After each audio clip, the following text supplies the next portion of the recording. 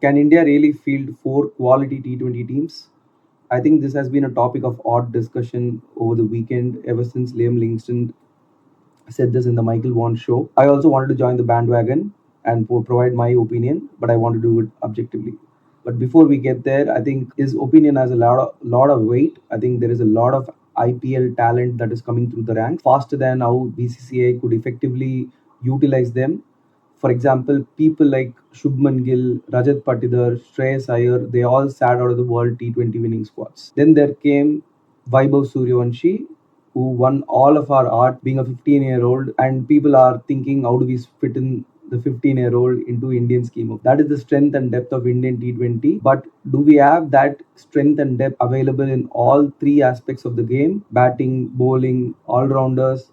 Do we have that capacity? Let's test that. I don't want this to be a debate. I wanted to objectively build at least three teams of quality, three teams of balanced depth to assess that hypothesis whether India has that depth to put three squads out there. So over the weekend, I built a small tool which helped me put together that squad objectively.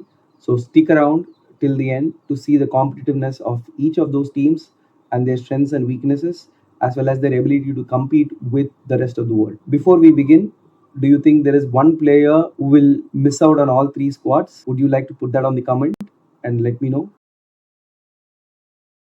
Let's set ourselves some governing principles through which we will build these three distinct balanced squads. Principle number one: all of our teams will have balanced 11s, and the four backup players will be able to complement the main 11 players. No player will be allocated to two teams, and the selection will be based on current form and relevance. To follow a fair distribution of talent, we will follow a random snake draft method so that no side gets loaded with India 11s. We will allocate a score out of 10 for each of the players so that we will be able to assess the overall aggregate score of each of these teams to assess whether they are comparable with each other and whether they are comparable with any international team. Now, let's move to the pool of players that we are having in contention. If you look at the top order, I think there is abundance of talent here. There is Abhishek Sharma, Sanju Samson, Ishan Kishan. Then there is Vaibhav Suryavanshi, Subman Gill, and Shai Sudarshan, who are all probables for India. Then we have Priyansh Aryas, Prabhsimran Singh, Yashasvi Jaiswal, Ruturaj Gaikwad, Venkatesh Iyer, who are just pushing the door wide open.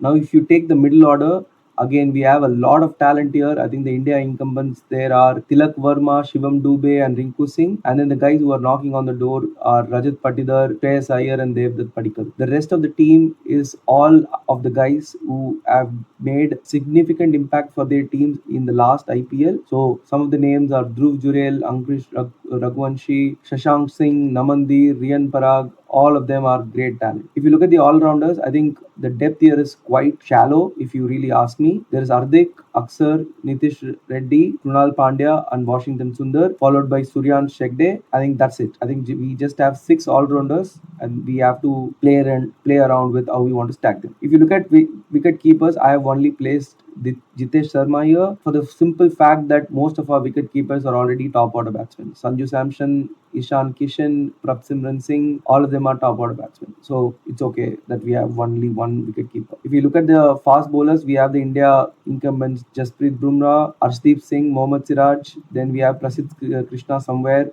I think the rest of the probables are made by people who've really done well this IPL. For example, Sakib Hussain, Prince Yadav, they all have had excellent IPLs. If you look at this spin bowling department, like the all-rounders, I think the talent is slightly dearth here. We have Varun, Kuldeep and Chahal who are top tier. Then we have Yashraj Punja who had a terrific outing with Rajasthan Royals. And we have Ravi Bishnoi and Shivam Kumar. In the IPL absentees whom we want to consider, we have two candidates. We have Yash Thakur who showed us what he can do last IPL. Then we have Arshit Rana who missed out due to an injury. Now, I'm not going to be able to consider Virat Kohli, Rohit Sharma, and Ravindra Jadeja in our pool of players because they've already retired. There is no point considering them to make the pool longer than already it is. And then in our pool of not considered players, we have a long list here. Let me go through one by one. I think Akashdeep I'm not considering because he's not a proven T20 bowler yet. Mayank Yadav and Umran Malik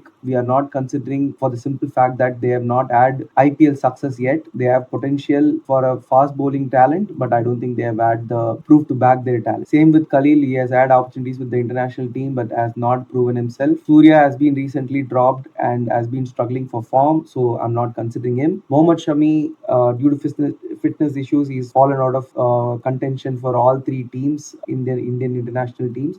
Then we have the curious case of Bhuvneshwar Kumar.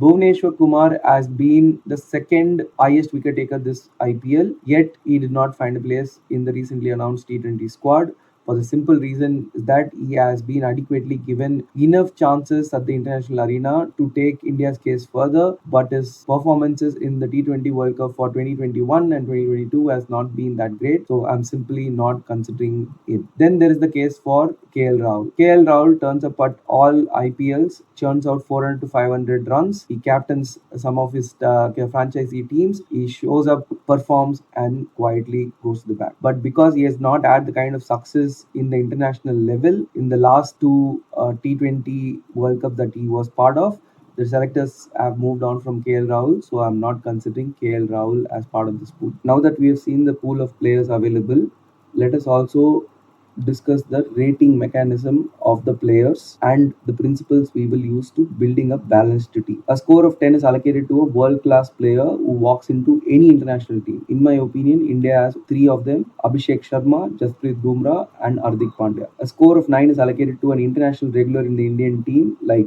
Tilak Verma, Shivam Dubey, Arshdeep Singh, who play in all the internationals that India play.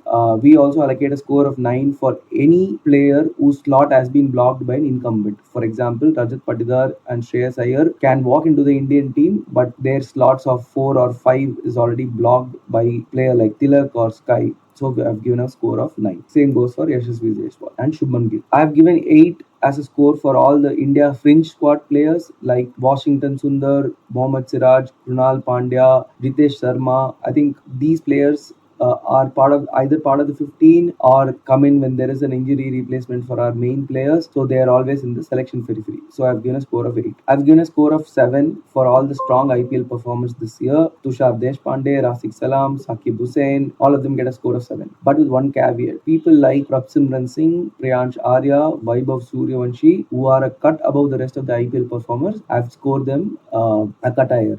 For example, Vaibhav I've given a score of 9, Priyansh Arya and Prab Simran I've given a score of 8. Now to build the team, I think the first three slots are allocated to top order batsmen, and to have a balance, we will either have one left-hander or one right-hander at least in the top three, and ideally we'll have a wicket keeper in the top. For slots 4 and 5, I think we have 6 participants across the three teams. I think Rajat, Tilak, Shreyas, Hardik, Shivam and Rinku, they will all get distributed, and none of them will ideally play for the same team. For example, Tilak and Rajat will not play for the same team. Hardik and Shivam will not play for the same team at all. Slot 6 and 7 are allocated for all-rounders. If needed, we will slot in the wicket keeper at number 6. 8, 10, 11 are allocated for fast bowlers, and similar to the middle order concept, we will distribute Bumrah, Arshdeep and Siraj. The spin bowler will be at number 9. So this is how we will build the balance. I think we've seen the theory. Let's put it to practice and build the teams through the tool. What we have is a list of players available on the left hand side, and we can place them in the respective teams. Let's start with the top order. I think at the top order we'll have Abhishek Sharma, Sanju Samson and Ishan Kishan, who are India incumbents. So I'm sequentially distributing them across the three teams.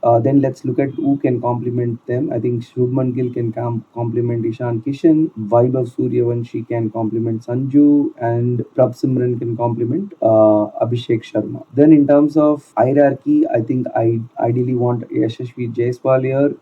We also have Sai Sudarshan here. Then we can place Priyansh Arya. The only change I would make is make this combination a little more explosive, with Priyansh Arya coming in with Abhishek Sharma and Prab Simran Singh complementing it. Now for the middle order, like we discussed, Tilak Verma, Rajat Patidar and Shreyas Iyer will get equally distributed across the three teams. We will also have Shivam Dubey, Rinku Singh, and Ardik getting distributed across the three teams. Now we will distribute the all-rounders. Akshar Patel is an India incumbent. He goes to Team B. Kunal Pandya will go to Team C. Nitish Kumar Reddy will go to Team C. Then we will complement Ardik with Washington Sundar. Now to close out the top order, let's look at if we have any potential players that can take the respective places. I see Devdutt Padikal's name to begin with. I think he's had a stellar IPL. I think the most improved T20 batter in my opinion, and I think he's better than Sai Sudarshan. So I'm going to replace Devdutt Padikal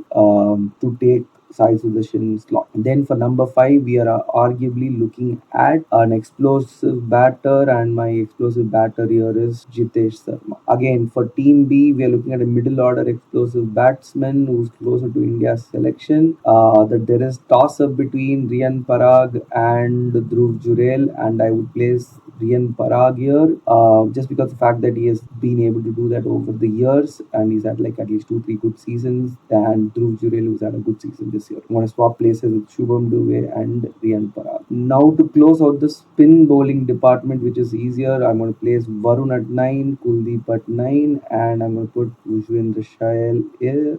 Then I'm going to complement them with providing Yashraj Punjab, Ravi Bishnoi, and Shivan Kumar as the complementing spin bowler in the respective 50s. Now, taking a look at the fast bowling pack, I think it is easier to place Jasprit here for the simple fact that I don't want to put Varun and Jasprit in the same 11. I'm going to give Arshdeep to Team C and Siraj to Team A. Okay, now we are left with 2 slots in the main 11s and 3 slots in the complementing squad. Let's look at IPL absentees. I think Arshit Rana is a selection by himself, so he is getting. Yash Thakur is also a good bowler, so we get here. Then we have fast bowlers. I'm going to place Anshul Kamboj here. Prince Yadav here. I think the ball to Virat Kohli is the best ball of all season. That then we will also have Kartik Tyagi, Rashik Salam, Saqib Hussain here. Then we have placed everybody in the spin bowling department. We are only left with fast bowlers. I think Prasidh Krishna will take the place with to round out the last. Now to build the complementing teams, we already have 2 wicket keepers in the 11, Prabsimran Singh and Jitesh. So we don't want another wicket keeper here. So we are ideally looking at a top order batsman or a middle order basher. So I'm going to go for a middle order batsman. It's going to be Shashank Singh here. Now in this team, I think they kind of have the 1 wicket keeper in Sanju Samson. I'm going to give them a middle order batsman and a top order batsman Dhruv Jurel with a wicket keeping option. Then for Team C, we have Ishan Kishan who's going to be the wicket keeper, and I'm going to complement him with Ankush Raghuvanshi. Now for fast bowling components, I think Tushar has really done well. Brijesh has really done well. Rasik Salam has done really well. Then Kartik Tyagi, Mohsin, and Mukesh Chow. So we are ideally left with 3 top order batsmen who can either take the place of the fast bowlers, but I think we have enough top order talent for us to move on. Now, if we really look at the scores of each of the teams, I think it's already fairly very close. I think Team A is coming in at 92, Team B is at 94, and Team C is 94. I don't even want to move around the players and make this difficult, because Team A already has Ardik, who's more than just 10 compared to any other batsman, and it's already a solid looking 3 teams. So tell me in comments, what do you think of the 3 teams? Which team is balanced and which team is good and which team is bad? I think we can still make all 3 teams come to 93, but what's the point? I think you already see the strength in all the 3 squads. So to summarize, you've already seen the 3 teams. I don't think we can make one more team. I don't think we have the depth or the players available to meet 4 team hypothesis that Liam Livingston kind of put out over the weekend. But potentially there are these many combinations I can't even pronounce or call that out. The max team score possible for a full strength India squad is about 102. I think that squad will look like Abhishek Sharma, Sanju Samson, Ishan Kishan, Shreyas Iyer, Tilak Verma, Hardik Pandya, Shivam Dubey, Akshar Patel, Varun Chakravarti, Jasprit Bumrah, and Arshdeep Singh. I think if we kind of offset that with the minimum possible score providing team by populating the best players available with the minimum scores for that particular level, we are looking at a score of 85. So there is a gap between our best team and our worst team. But if we look at a balanced team, I think they're all quite around 94. What do you think? So, can we make four teams out of the available pool if we distribute the backup players into another pool? Which team do you think is the strongest? Which team do you think is the weakest? If you want to play around with this tool, let me know in the comments. I will attach that tool so that you can play around and build your own tool. Until next time with a video like this, thanks a lot. This is Maheshwaran signing off.